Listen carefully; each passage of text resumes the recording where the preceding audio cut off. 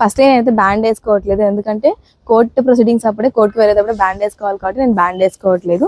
And కొంతమంది అడిగారు మనల్ని, మేడం ఐఏ పిటిషన్ ఎలా ఉంటుంది కాపీ అనేసి చూపిస్తారా అని చెప్పేసి. నేను ఒక వీడియో అప్లోడ్ చేశాను ఐఏ నోటీసెస్ గురించి. సో ఆ ఐఏ నోటీస్ కాపీ అన్నమాట ఇది. ఇలా ఉంటుంది. ఇక్కడ వచ్చేసి మనము కోర్టు పేరు రాస్తాం, ఏ కోర్టు అని చెప్పి. ఇక్కడ కేస్ నెంబర్, ఐఏ నెంబర్ రాస్తాము.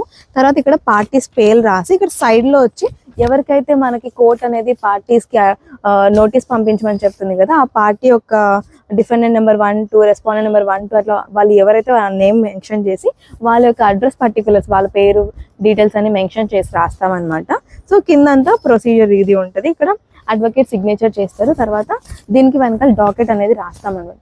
త్రూ కోర్ట్ కి పంపించేటువంటి నోటీస్ పైన త్రూ కోర్ట్ అని రాస్తాము, లేదు త్రూ పోస్టల్ పంపించే దానిపైన త్రూ పోస్ట్ అని చెప్పి రాసేసి మనం డాకెట్ రాసేసి మనం కోర్టులో దీన్ని ఫైల్ చేస్తాం. సో పిటిషన్ పెద్దగానే ఉంటుంది, కొన్నిసార్లు చిన్న చిన్న పేపర్స్ కూడా వస్తాయి.